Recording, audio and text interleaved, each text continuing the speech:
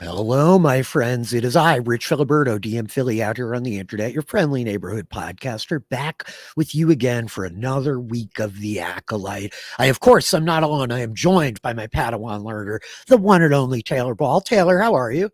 I'm great, Rich. How are you? Good. Good. Let me start by saying this podcast is coming in a little bit late. I'm sorry. Life has a way of piling up on me when I have a lot to do, and it's my fault. I am the mitigating factor of everything. But here we are. Better late than never. I'm really excited to get your thoughts about this episode 5 of The Acolyte Night. We have transitioned over the fulcrum into the back half of the season. It was very well received episode of The Acolyte. I think unambiguously everybody's favorite. Everybody is really fired up, feeling good, excited to talk it through. Of course, all of our social medias, go follow us in all the places at Screen Page Pod. You can find us on Instagram, on Twitter, My Favorite Hellscape. These podcasts are up on YouTube, as are all of our House of the Dragon coverage this season, as I'm talking to the one and only Stormborn herself, Latanya Starks, every week, breaking down those episodes. That's a really good television show. I'm having a lot of fun talking about it. I'm getting ready to talk about The Bear this weekend, Taylor. Interview with the Vampire ends this weekend. I'm trying to catch up on all of that. We're doing the Wheel of Time book club. There's a lot going on. Yeah, there is. I learned how to train a dragon this week for What Did I Miss? But we are here to talk about The Acolyte. Mhm. Before I say another word, I really just want to know, what'd you think? What'd you think of episode 5? So I am with the majority here. I had a lot of fun with this episode. I thought it was very electric. I had a really good time with it. I was glued to the screen the whole time. But Rich, notably, you were saying everybody loved this episode. Everybody loves it. Everybody loves it. I have been consistently shocked about the response to Star Wars projects since they fell into the House of Mouse in 2017. I was pretty cynical and jaded as a young 20-year-old going to the prequel movies. I remember coming out of The Phantom Menace, a movie which our friend Josh Wigler saw like 17 times in the theaters. I believe something like very crazy like that. Crazy.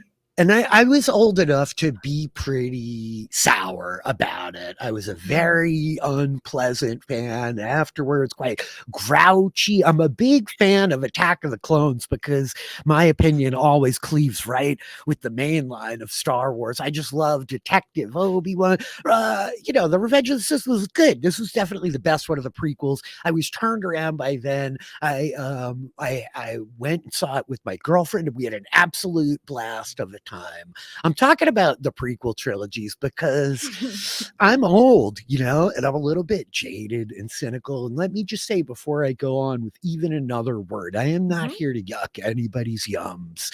I appreciate that different people enjoy Star Wars different ways. And so take everything that I have to say this week with many grains of salt, because I suspect I'm going to be more critical than a lot of other folks. But I don't know what happened, Taylor. I don't know if it was a very personal situation. I don't really think so. I'll be honest with you. But I showed up so excited after the cliffhanger that we left at episode 4. Part of my thing with cliffhangers, I think that the cynical interpretation of a cliffhanger is, well, they need you to tune in next week. Yeah. But I think that the optimistic version of a cliffhanger is you're so excited, you cannot wait to find out what happens next week. And that's really where I was. I was fired up. And I sat down and I pushed play, and we rolled into this cold open, and we very much seated ourselves in Osha, not May's perspective. And it's slow and it's quiet and there's no Star Wars music. And she comes strolling into the clearing. And we find our first of the 7 dead Jedi who has died off screen. And I got to tell you, but like, it turned for me there. I just became very frustrated that we're having an epic battle outside of the house of the Wookiee Jedi that I was so excited to see on this show, who does nothing because he's dead already. And we've started killing these 7 Jedi off screen. And I felt that it really killed the pace and the momentum and the energy that I showed up with. Now, all of that being said, I get that this is its own episode of television and we're building this kind of rising momentum into the manic action that we're going to get. Right.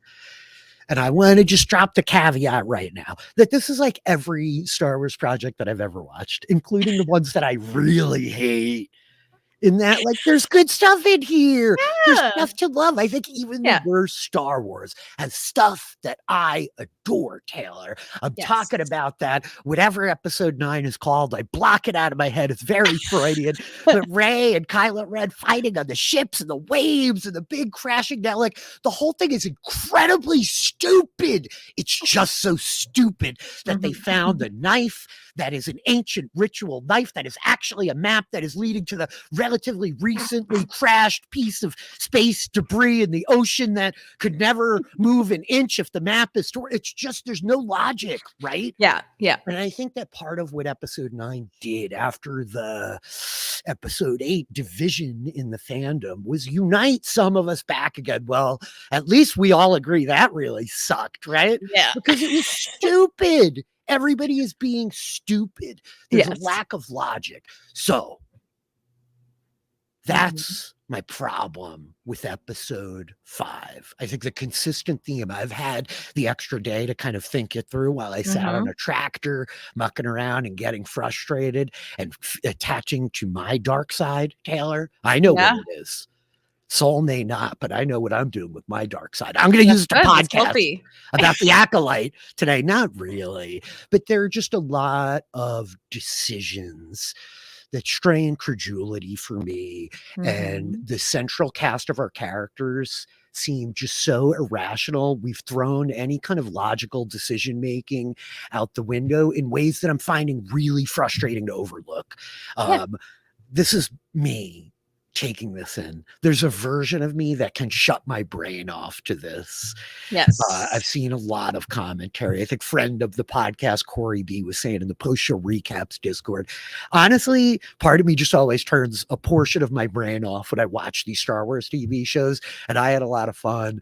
I've seen a couple of people saying my expectations were so low that this was awesome. The great and wise Brendan Fitzpatrick kind of noted, something finally happened. And I think that all of that is true. And there's a lot to love about this episode. Like, in revisiting it, I've watched it 3 times now.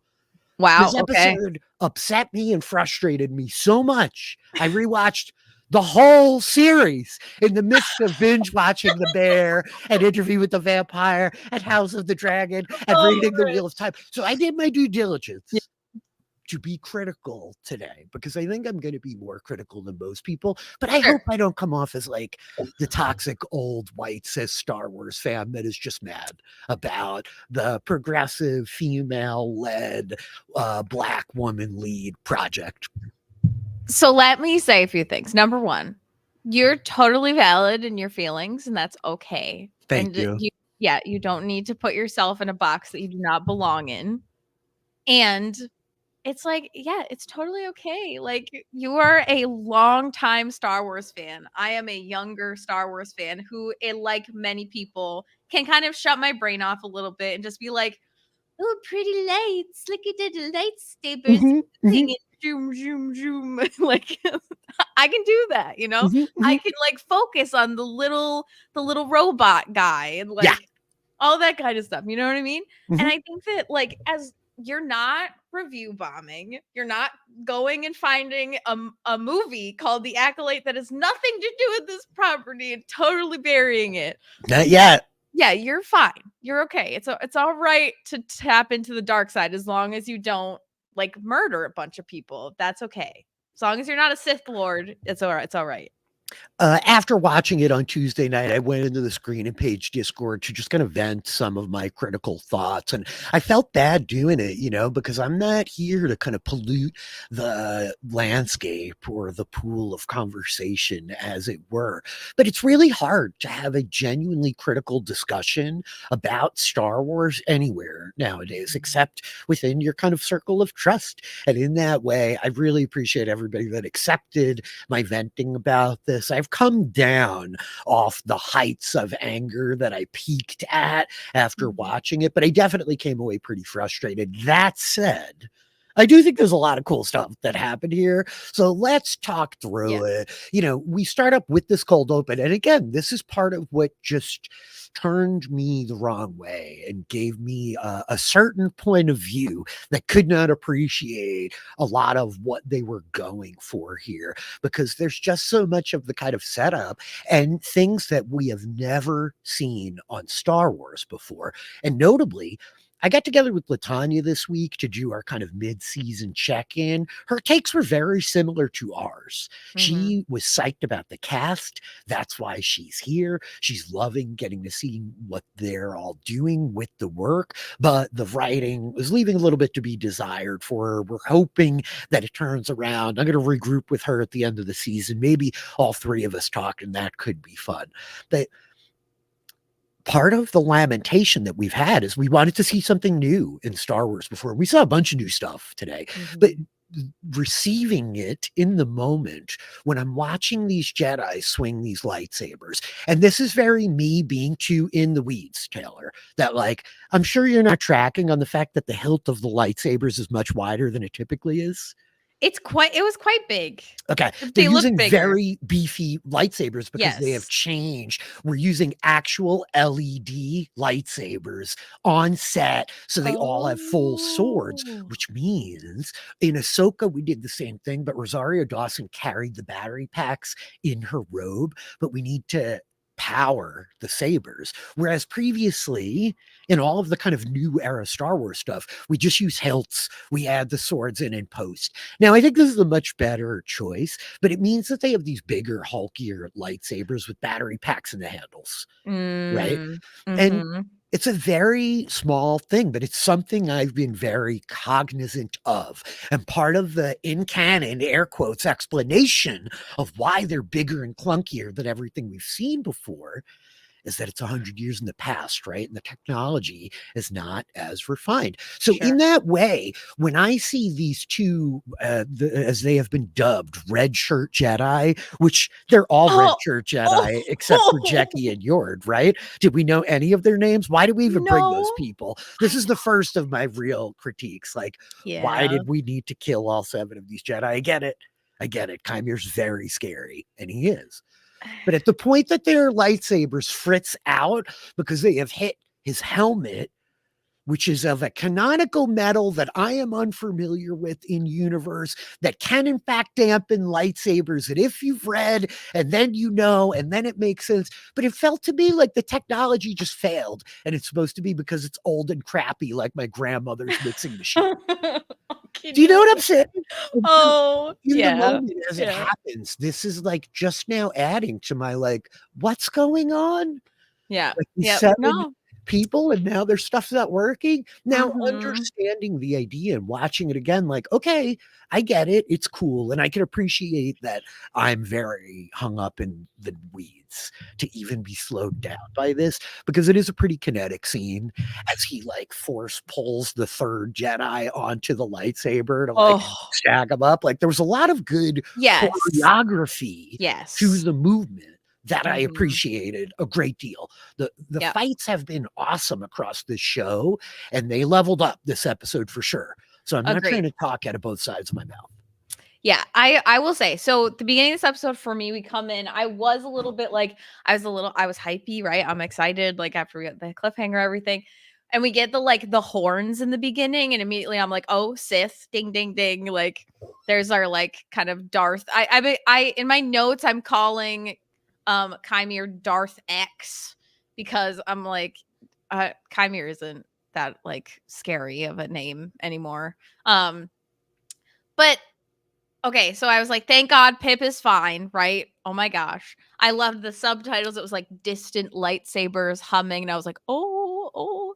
And then it's like 10 on 1 with this guy in the helmet, which he looks a little bit funny with the helmet and the robes, like just helmet and Mhm, all clothing but below the helmet. I'm like, mhm. somebody just cut his head off, like just cut his head off. But anyway, but the beefy arms. Can I just say, oh my god. I So, mean, we I have not watched The Good Place. No. no. And Manny Jacinto is beloved from that show. If I like the number of our mutual friends who are all about Manny Jacinto being on the show because of their affection from The Good Place. And so I don't know what I'm talking about, but I do know that a great portion of the fandom, the kind of overlap of the Venn diagram, are calling him Darth Portals, which I'm pretty sure is a reference to The Good Place. Okay. I don't know. I definitely watched more than the first season, but I don't remember. It was I too didn't watch a single episode of The it Good was way Place. too joyful, you know? Yeah. I love Kristen Bell, and also Ted Danson is very fun. Yeah. But like I don't know. It never seemed like a show that was necessarily up my alley, but I'm sure it's awesome. I mean, I just want to acknowledge the Darth yeah. Portals fan club for because Sure. it's very over our heads. But I'm Yeah. sorry to interrupt your train of thought. Oh, no, no, no. It's all good. So, yeah, I was in my notes, I said, "Yo, it is a choice to have the arm muscles out and flexing," is the quote from my note. Amongst But the compliments I have for this episode, again, I mean, I do think that the cast has really been bringing it. yeah. My big complaint has been about the writing, the plotting, the dialogue. I mean, it's all writing based, right? It's the like Mhm. plot and the pace and the dialogue that we've been moving at so far.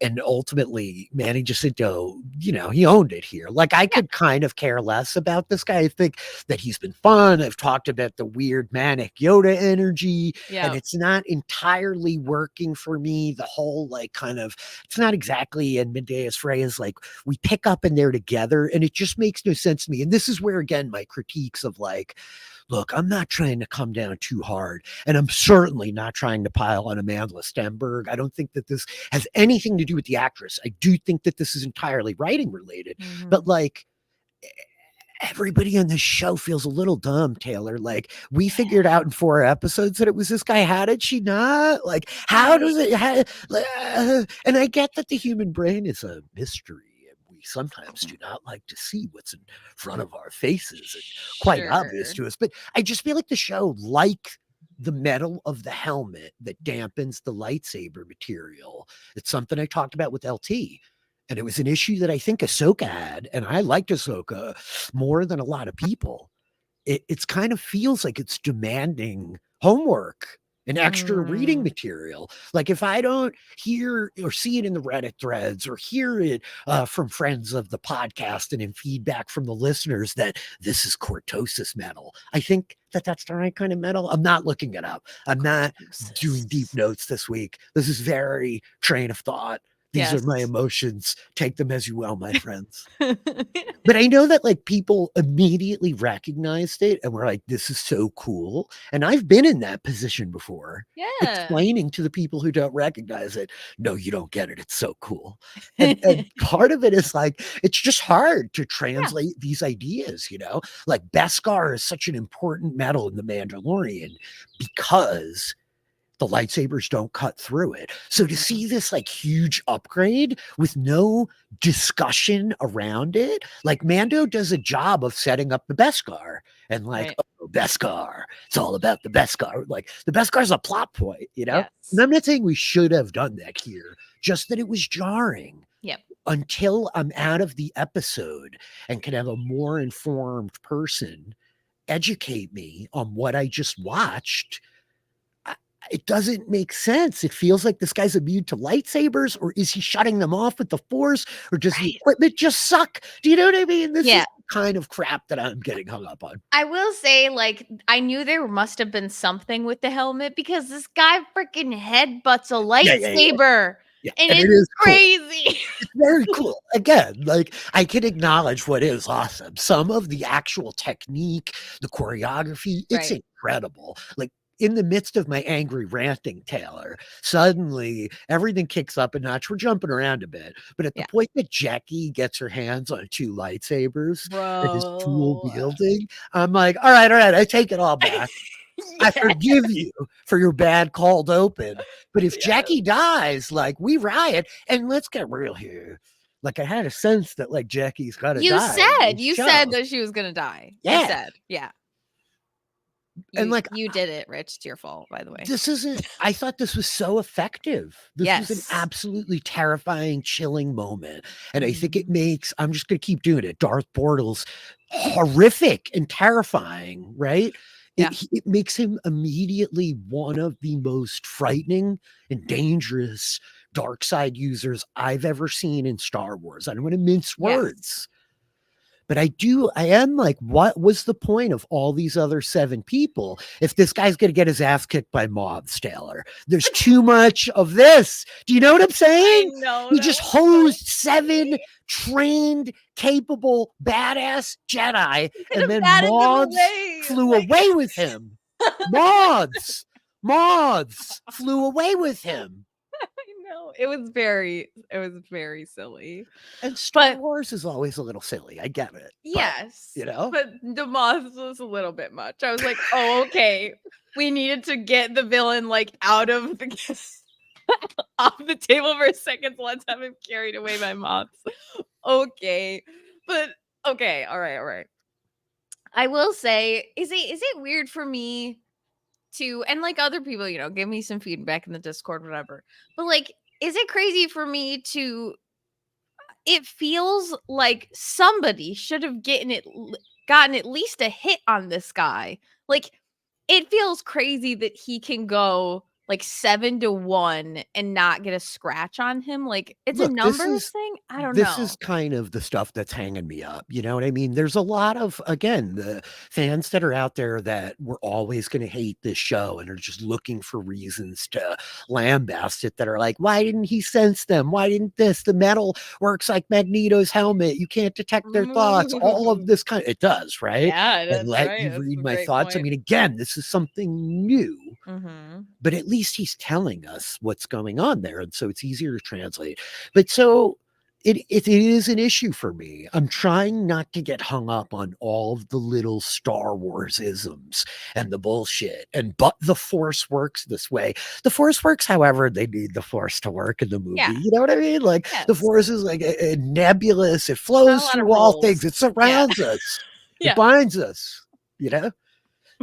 I'm trying not to get hung up on that little stuff, but it is just, it feels as though the rest of these red shirts, none of whom had any real impact in the story, were just this mass that we trailed along to increase the profile of Darth Manny, make him more terrifying because none of them could even land a hit. But it just makes the moths that much more frustrating to me. Yes. Like the moths could have been cool if we watch him in a kind of pressed fight, and then he's able to manage Yord and Jackie and Master Soul, and May is in the mix, and Osha's in the mix. And, I mean, there's already a lot going on. And if we know he's going to kill the characters that I'm emotionally invested in, like, I do care that Yord is dead, which is crazy. I do too.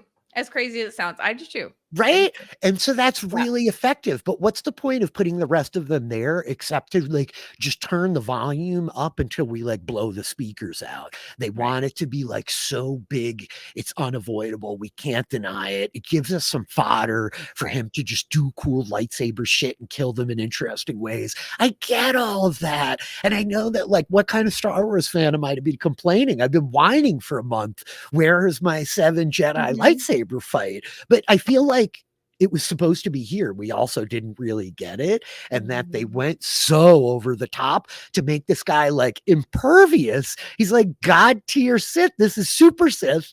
But the moths, like it just makes it that much harder for me to be cool with the moths, man. Am I like crazy? No, the moths are by far my like biggest gripe with this episode. And like, I'm not really that hung up on the moths, right? It's this, it conveys a willingness to discard simple logic. It Yes. feels to me, Taylor, like so much of the show is doing stuff that it's like 10:45 and the D&D session has to end at 11 o'clock. So yada, yada, yada. Yeah. We We want to gotta pick get up out of clean here. next time. We want to make sure that next time we can start clean with the new episode. So yada, yada, yada. Yes. So again, like I'm shutting my brain off for most of it, just like enjoying. I'm like, Yeah, oh my yeah, yeah. gosh, he's deflecting lightsabers with his helmet. It's so cool. But I just have so many questions. Like, why doesn't Osha's gun work on him? Is it because of the helmet? Because he still has a body that is fully like. Kind of beats me. I'm Does he have a imagining force it's the shield? helmet. Like, but it's just that. Okay, great. Okay, I'll just take that and swallow it because, like, I can't do anything So else about it. canonically, when you see the donut rings coming out of a blaster, this is like the stun setting of the Yes. blaster gun, right? And I Right. think that the implication is like Osha's gun can't shoot real like blasters. It's only like a stun gun Yeah. and a knockout gun. And I think that the helmet probably is what defends him, but it is nebulous and unclear amongst many things that I felt were Right. nebulous, you know. And also, he throws the lightsaber after Osha. Yeah. And thankfully, Soul is there, but also, like, it boomerangs. So Because I guess, like, he's pulling it back with the force. so he's doing The the force thing. saber Okay. throw, classic maneuver in every Star Wars video game of the Sure. last 20 years. Oh, I'm cool, not cool, sure if cool. this is the first place that we've seen it on screen in live action. I feel like somebody had to do it in the sequel trilogy, but I blocked so much of it out that I might not be remembering. It does. I mean, there's a Fair. lot of Yeah. incredible choreography. I felt like some of the cinematography was incredibly good. The Jackie kill is like incredible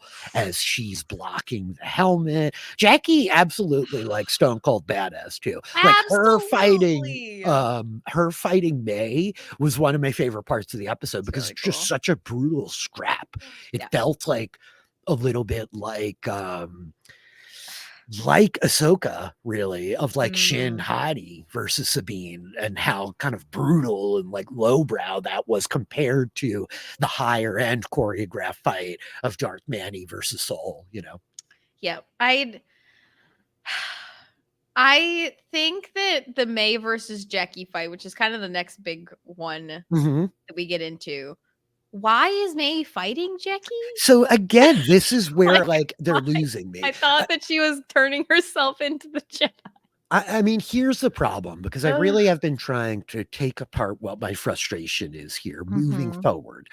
You know, the episode's over, and I'm not upset about the week reveal. Oh my God, Chimera is we didn't see that coming. I Like, was we really very much saw sad that about coming, but I that. feel like we were supposed to see it coming. I don't think that was an accident. I think it was supposed to be very obvious, and it was. Yep. Dafne Keen is gone. Yorin is gone. Jackie's dead. All the other Jedis are dead. The Wookiee Jedi, like, gone before we even knew you. God Hey, killed Basil's Naka. alive though, Rich. Thank God for Basil, man. Basil's Thank carrying a lot of God. weight for the Philly fam. I'm not going to front, Taylor. Absolutely. DM Philly got a lot of hopes and dreams pinned on Basil over here. But, like, the problem is Osha and May as characters, it's really important that we're onboarded with them. And I got to level with you. I just emotionally don't care. I don't care. I feel that both of them make no sense. They're illogical. They're not making sense. I can't like track them. There's no through line. She just went from like, no, I'm not doing this. I'm going to surrender myself to the Jedi. Use your words. Like, this is a thing that we talk about a lot in the Wheel of Time because it's a classic tool in fiction to have two characters meet and not communicate the simple facts to one another so that we can drive conflict. Conflict is the engine of good storytelling, you know? Yeah. And in that way, her inability to say, I'm here to help you. Where's my sister?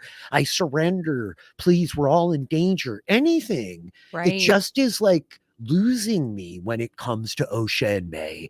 And I'm so all over the place. This is kind of what I was talking about with Amandla Stenberg before, that I feel like these characters have been written very poorly. And part of it, I think, is because we're hiding the truth. Yes. And we're building towards this reveal. So I understand there's an intentionality to obfuscate some about their motivations. But Yep. they just both feel so irrational to me. Like we get to the end of the episode and seemingly May has killed her sister and left her for dead. Like she takes the lightsaber, cuts her hair. Osha is uninjured on the floor at that point.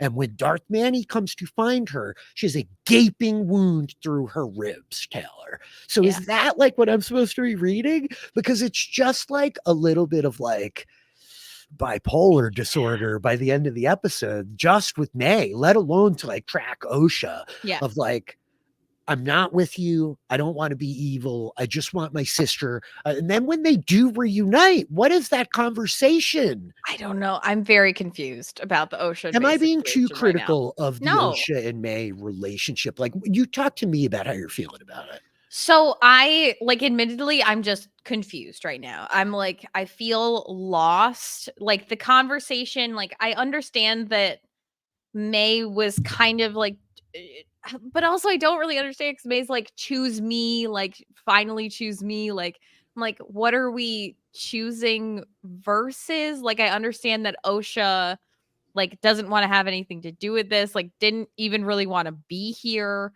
But I just I'm confused. I don't understand. I also don't know why May feels if May was going to turn herself into the Jedi, why is she like pretending to be Osha? And like why can't we just like have a straight conversation with Master Soul and also like take Osha with you maybe? Mhm. Like I just don't understand. Look, like I get that there's like an intentionality of withholding information Right. to the way that this story is structured. And the further we've gotten into it, the more I've been critical about the ways that that's not working for me Yeah. personally as a viewer. The more straightforward this would have been, I think the more I might be able to appreciate it. My hope is that once we get the next 3 episodes, I'm feeling a lot better than I do right now, because Yeah. I'm a little bit pessimistic moving forward compared to last week, where I was really excited about this next half of the fulcrum. But the problem is, I have to be emotionally on board with May and with Osha. The way I'm reading it, this is a transition point again for May. I think that, I think you can read it as some Anakin Revenge of the Sith episode 3, like we're going to kill the Sand People type of motive, right? Right. Like the way that she goes so dark, that shot, the sound cue, Taylor, as she drops down to cut her hair. And it's a really Yeah. cool moment. But there is an implication that she makes a choice here. My sister is lost.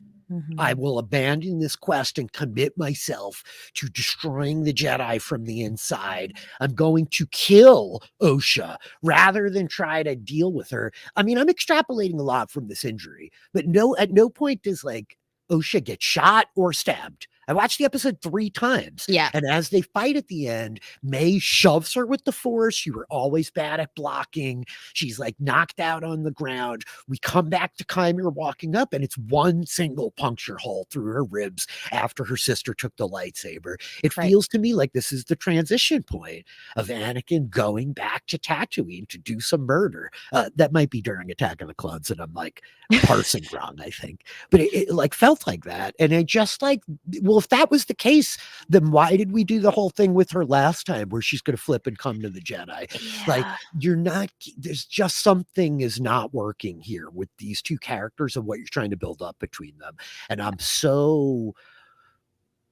I'm a little dissatisfied knowing that like that's where the emotional arc is, that I have to be hooked into that. I'm really invested in Soul, and Darth Manny was Yes. incredibly impressive. I got away from it before, but the yoked up arms, like my man did his homework. These guys took Star Wars seriously. Dafne Keen with those lightsabers, incredible. Oh, so The guy good. who plays Yord, whose name I'm forgetting off the top of my head, absolutely masterful. Charlie Barnett. The choreography was incredible, and like all Mhm. of these people brought it, and I think it was like a very honorable send off for these two characters. I'm not whining and whinging because they're dead. Yeah. I'm whining and whinging because the people who are dead, I'm not super invested in. I'm on with Soul, but I Yeah. have a feeling we're going to learn some real bad stuff about Soul, and that's I going to know feel bad. I'm so not excited for that. I don't want to hear the Master Soul did bad stuff. I know that like there's there's a few reveals that we're like waiting for, right? Like what actually happened. We got Osha's point of view. May's like, you've been brainwashed. You don't remember everything right. Like whatever. There's clearly something going on there. Mm-hmm. And also like who trained Darth Manny or whatever. Like, Osha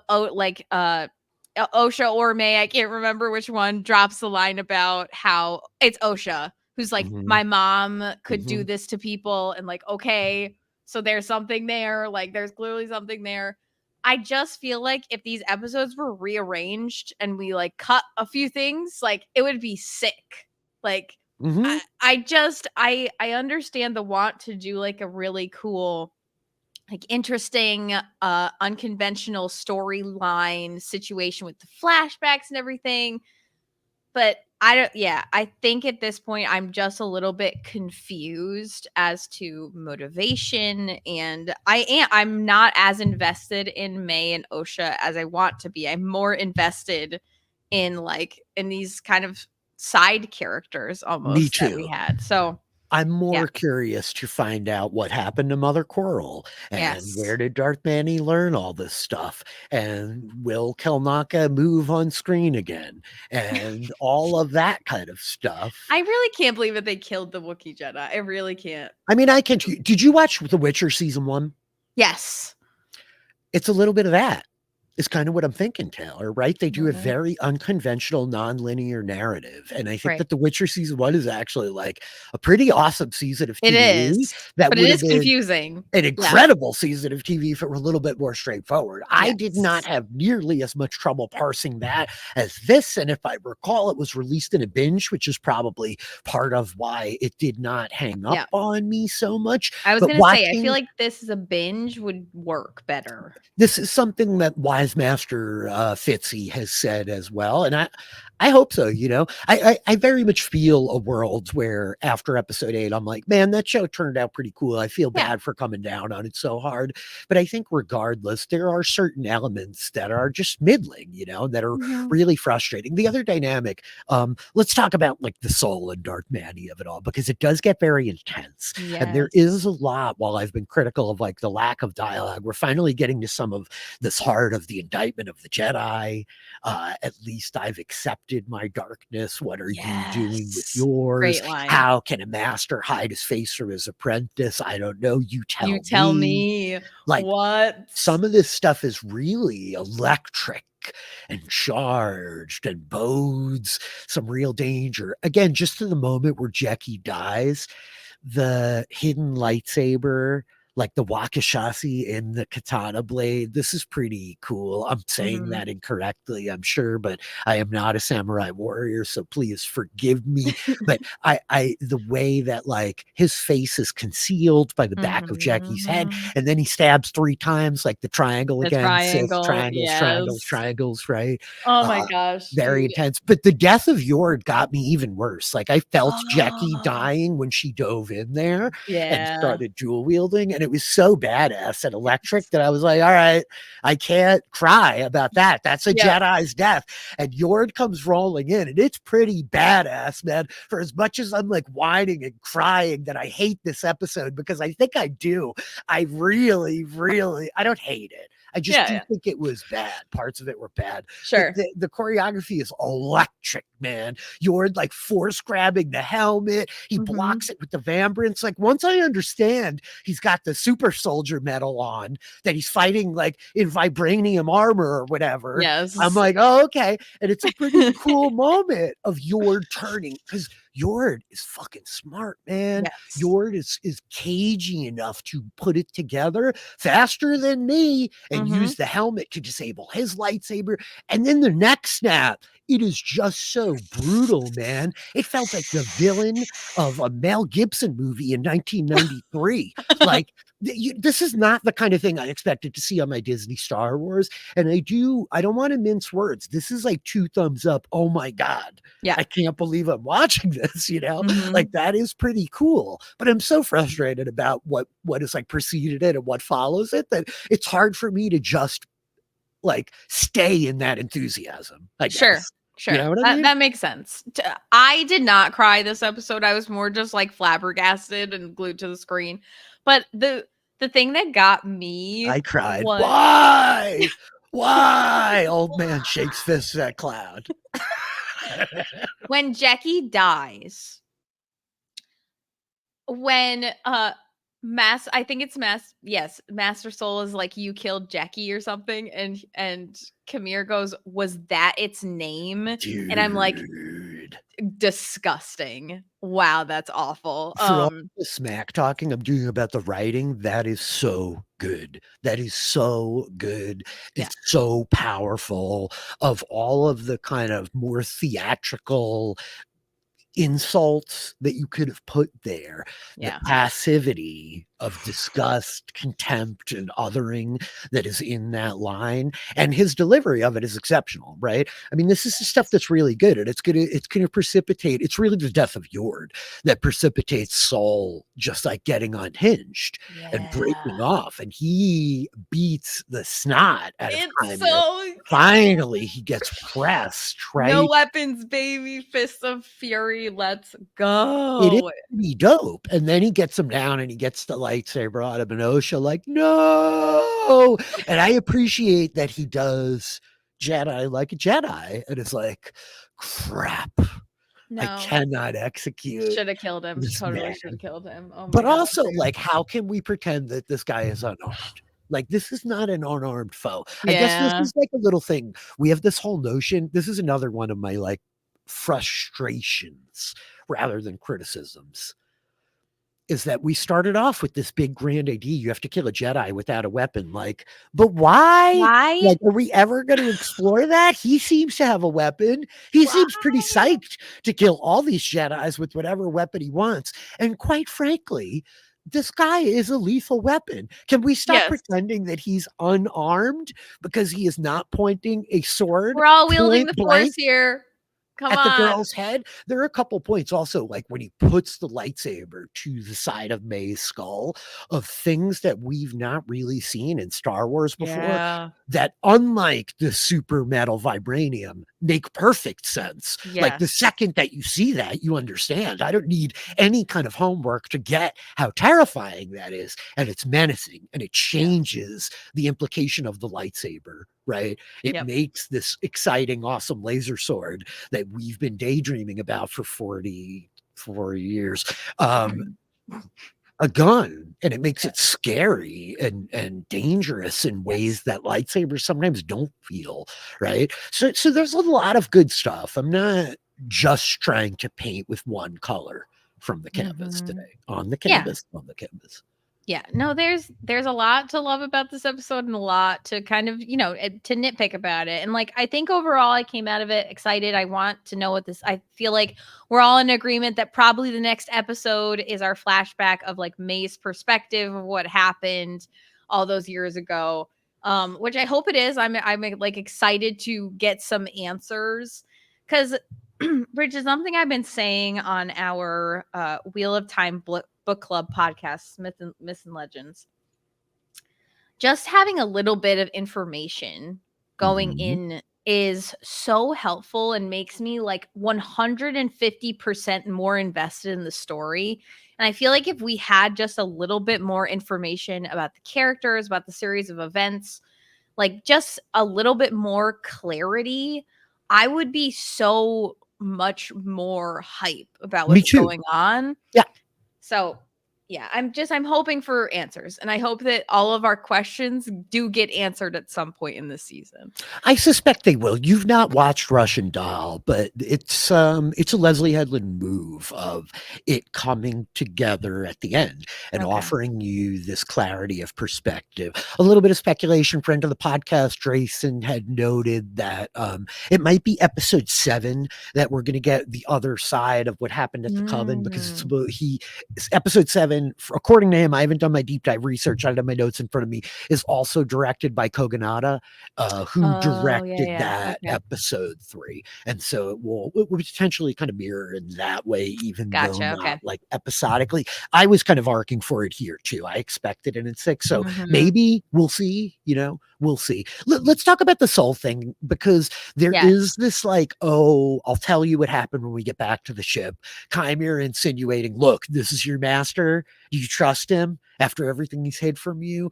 So what do you have a sense? Do you have like a guess, if you had to speculate, what we're going to learn here? Because I think that you and I share the hope that Saul is not indicted, having done something like absolutely kind of savage and inexcusable in this. Do you have a Yeah. sense of what you think you're going to see when we get there? I am worried that I really don't want Soul to be like the bad guy, but I feel like I said it in a previous episode that Soul and Indara went back to Coruscant and like didn't have like a life altering like change of their lifestyle, where like Torben went into like full homeostasis and like just totally like bamped out of existence a The little bit. guilt was enough for Turbin to basically kill himself, right? Yes. Kalnaka's like, I'm literally leaving and going to another planet to live in the middle of the woods. And like, I I don't know. I don't know. Did they like kill all the witches? Did they go in there to kill all the witches? Like, were they just like, yo, bad magic? Like, this is Sith, like whatever, and we're just going in to wipe them all out or something? And they were gonna like force the kids to go with them. Like, I don't know. I'm really curious. I imagine that we will show something on the side of the Jedi that precipitates Coral to like overreact, go wild, seize control of one of them. And part of what I was reflecting on, because I mean, OSHA says it to Yord when they're running. My Mhm. mother used to be able to control Jedi's minds in the way that Yord insinuates Darth Manny does. So it makes me wonder if that first Jedi who died off screen, if Darth Manny possessed him, right? And I Mm. am very much still sold on Mother Coral's at the top of the food chain. Yeah. Yeah. It's either her or Mother Anastasia, right? Like, Yeah, I guess. I mean, like, I wouldn't be surprised, I guess, for it to be either, but I would be less frustrated if it's Coral, because yeah. logic, again, I need a little bit of logic. Yes. I need it to try to make a little bit of sense if it can. Mhm. Really, part of what gets me is that, I talked about the cold open and how it didn't work for me. And then there's a bunch of stuff that's kind of like, I'm not vibing with in the real time. And then we come to the close of the episode, Taylor, where May is going to cut her hair. And a lot of people are like, you can't cut your hair with a lightsaber. I'm pretty sure that canonically, this is how the Padawan cut off their little rat tail braids anyway. So, like, no sweat. Lightsaber haircut, very cool. Why wouldn't you be able to cut your hair with a lightsaber? Just if they thought it was stupid. I liked it. It was a cool moment. I don't Look, know. like, my critique is like, how you going to get it quite the right length? Like, I would think you need a little bit more precision, but also you're a Force user. I'll take it. It's fine. It's fine. It's fine. It's fine. Sure. It's fine. Yeah. You're gonna leave after you murder your sister. I'm pretty sold on this, that she stabs Yeah. her sister off screen I with the I don't lightsaber. think that she did, but But I'm so where's that injury come from? Am I like missing something? I'm not literally asking you to answer it right now. right. I'm asking listeners, like, tell us if I'm wrong, because I really did track back and try to clarify Yeah. where May could get that injury, because when Yeah. OSHA shoves her, she doesn't like hit the rock and go like, "Ugh." Oh yeah, right. God damn it, I was close. You were close. You I were was really close. close. I When I May will shoves say her, she doesn't seemingly like hit anything that she would be like, right. ah, my ribs. Yeah. Can you imagine? Wilhelm scream. I'm just saying, like, there's an No, that's injury that fair. I That's can't fair. track. And I think that this is the I mean, problem, that I'm so yeah. unmoored in May or Osha having an actual like kind of through line that I feel tethered to, that I believe that May would flip on a switch and be like, all right, screw it. Maybe Dark Manny was right. And I can like get back into the club if I go kill a bunch of Jedi. Yeah. Oh, But so man. here's my problem. We leave the episode as May walks up to Saul with the new Yes. haircut in Osha's clothes. And Saul looks around and is like, all right, let's go. Leaving the corpses of his 6 co-workers, including the child whom he was training, including all of their proprietary space laser swords of the lightsabers. He doesn't, I mean, this whole thing began as an investigation. He doesn't go back to look Yeah. for the helmet. He doesn't go back to look for Darth Manny's lightsaber or any piece of physical evidence that can corroborate what's happening. He doesn't see the glaringly obvious white tattoo on May's head behind her bangs. He doesn't check to look for anything. He Yeah. just turns and leaves. Now, I've had a couple people say to me, and I think it was actually a friend of the podcast, Austin Smith, even, who speculated that certainly the tattoo will be part of maybe how he figures it out. I've heard a couple of people speculating that he knows it's May He and has to not Osha, know. and he just wants to rush her back to the ship and get her out of the line of fire as quickly as possible. That will be the best answer to me in Yes. retrospect. But yet again, we are doing a thing where we are disregarding any semblance, not even of logic, but of critical thinking on the part of our lead character, the one that I'm feeling at least most emotionally invested in, making just incompetent decisions. And like, what's really got me, Taylor, is the entire inciting incident of this story is the fact that he left a catastrophic tragedy without checking for survivors. And it turned out he was wrong. Right now, we're Yeah. going to like find out what actually happened there. But that's the story that they have been telling us for 5 episodes. Yes. And the fact that this guy does the same thing again, I'm sure it was an intentional choice on the part of the writers to a certain degree, but man, in another like 28-minute episode, it really does feel like, oh, 11:55. I said we'll be done at 11. Like, don't worry about the loot, you guys. Don't worry about it. Don't worry Yes. about it. I'll write it down. We'll take care of Oh, it next time. Gosh. Let's go. so true. And so the episode ended in a way that I just felt was like insanely frustrating. It is stretching all plausibility to like the absolute limits for me. And I'm like, okay, I watched a lot of awesome stuff happen right there, but I don't think that was a very well told episode of television. And that's my Yeah. final assessment of episode 5. I had a lot of fun with it, but like I said, I'm coming out with so many questions, and I Yes. feel like at this point my like mountain of questions is looming over this season, and I'm desperate for answers, which I assume we're going to get. But yeah, I just want a little bit more clarity, and I understand that this is the story that we're telling, and that we're meant to have all these questions perhaps, and like Yeah. whatever, but it is like there is a little bit of frustration creeping in. I'm mostly like, I'm positive on this episode. I had fun with it. I thought it was electric. It was really cool. I can't get over the moths though. That is like gonna like stick with me forever. It's so ridiculous.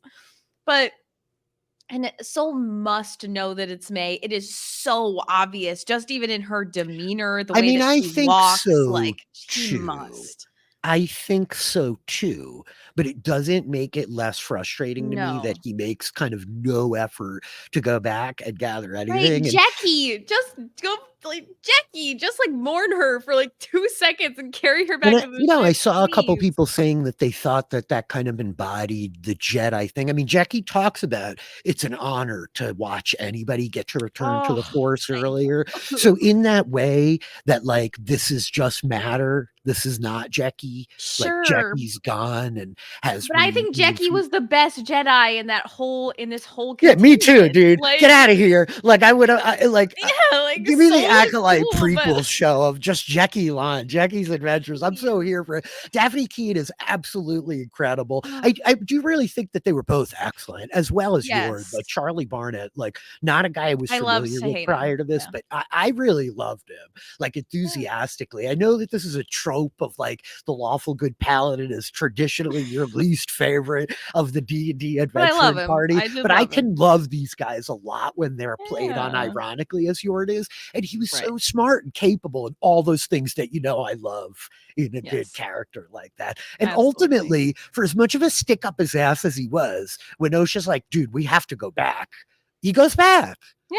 He goes back. And that was another thing that kind of annoyed me. Where I'm like, isn't Dude. everything I know about this guy supposed to be that he's going to stick to the mission? Like, he's not going back, right? Also, like, after he got his leg stabbed, how did he get in front of Osha in the cold open? I'm not really sure, but I'm not going to worry about any of that stuff. At the end of the day, I know a lot of people had a lot of fun with this, and I'm really happy that folks seem to have turned around on the Acolyte. Like, I got DMs from a bunch of our friends that were like, this should have been episode 3.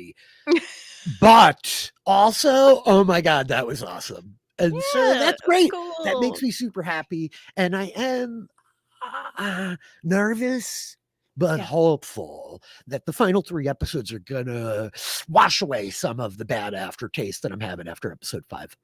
Yeah. If what you say is true, and in the sort of Leslye way of Russian Doll, we're gonna get our answers by the end, I will be a happy camper. And like, I do love these characters. I wish that maybe the story was a little bit rearranged, but I'm having fun with it. I'm looking forward to the next few episodes.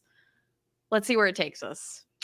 For anybody who stuck around for all of this, I appreciate you guys for listening. I'm sorry if I'm coming in being a bummer. I know what it's like to watch a show every week and love it so much and show up for your third favorite podcast and the hosts are whining and crying and you're just like, why are you even watching? Is this your job? Or like, come on. I feel blessed that we get Star Wars every week and that we get to hang out and talk about it. I'm having a lot of fun hanging out with you, just breaking it down week to week. I had a blast getting together with Latanya. And at the end of the day, I'm having fun complaining. So that's a win for me in the end, right? Yeah. I hope this was a fun podcast for folks who like the episode a lot more than me and that I didn't sound like a total stick in the mud. I've really been trying to parse my thoughts and not get hung up in the weeds over the unnecessary crap. But there's certain elements of storytelling that are always going to frustrate me. And without spoiling Ahsoka, part of my frustration in coming away from that season was you didn't have enough time. You set up all these questions and there's so many left at the end of the season that I think that also is coloring my fear. And we all know that fear leads to hate. Hate is summer. It's at least the palette is yada yada. Dark side. Yeah. I was going to say fear is the mind killer, but that's the wrong. Wrong. Sorry. Whoops. Wrong IP. There's a House of the Dragon fear quote in there too, but I'm not going to try to cross the streams too much. Taylor, we will be back in 1 week's time talking about the Acolyte. The Acolyte. That might just be the Jackie Lam prequel. The Applebee Soul Cycle. Yeah. We will be back in 1 week's time talking about the Acolyte episode 6. Until then, what are you up to and where can people find you? So what am I up to? Also, can I just say one last note? I think that if nothing else comes from this season, there's gonna be like fan fiction out the wazoo about, like, I know that somebody's writing like the prequel that you're talking about of Jackie and like of like Yord going through training and everything. Like, that's a thing that is absolutely happening. Star Wars fans love their fanfic, and all I know is that I was never one of these. I love both these characters, but the hardcore Reylo crowd, who I'm familiar with tangentially through our Willow fandom, because there's a lot of overlap there with the ILM gang. But I know that there was an international sexual awakening as Darth Manny revealed himself this week, and that the force flows through that fandom. So I am very happy for them, legit. I don't want to mince words. What looked awesome was looked really awesome. Yeah. And with some of the coolest looking stuff that we've seen in the Star Wars television shows so far. Darth Manny, not the least of which. This guy's terrifying Yeah, and he's great. very interesting as an antagonist. Super So I'm buff. excited going Yeah. forward. And I'm glad that the folks who are really loving it have something nice and juicy to sink Yeah, their we're teeth coming out with into. some fanfic here, which I Oh, think yeah. have fun with that, my friends. But as for what I'm doing, this week, Rich, on the podcast, the other podcast you and I do together, what did I miss? It was my pick, and I chose How to Train Your Dragon, which is a beloved film by myself. So I'm very excited to chat about that. Go check out that podcast. We're back. We're back talking about Wheel of Time, The Great Hunt. Which I'm excited to get into book 2. It's one of my favorites that I've read. Yeah, that's kind of where I'm at. And I'm also at Rania422 out on the internet. But yeah, that's me. I am at DM Philly. We are learning how to train dragons. We are talking about the Dragon Reborn in the Wheel of Time. And I am talking about a House of Dragons every week with Latanya Starks as the Dance with Dragons has come upon us in full in season 2. It is going hard. I suspect that the upcoming episode 3 of House of the Dragon, bring your Kleenex. I think it's going to be a big one. If I can track how they adapt these books at all, Taylor. I'm very excited to break down The Bear season 3, just premiered this week in a full binge over on FX. Latanya and I are going to get together. We're going to bring you a full spoiler podcast breaking down all of season 3 of The Bear. Interview with the Vampire is wrapping up this weekend. I'm going to try to get together with a special surprise co-host to do an Interview with the Vampire season 2 full spoiler podcast. Kevin Myday and I are talking about The Boys every week as we're about halfway through season 4 of that show that has returned, and it has been awesome. The Wheel of Time Book Club, as you noted. I am at DM Philly in all the places. Come find us in the Screen and Page Discord so that you too can indulge in my live critiques of the Acolyte, one of those shows. When it happens next week, we will be back in 1 week's time. But until then, may the Force be with you.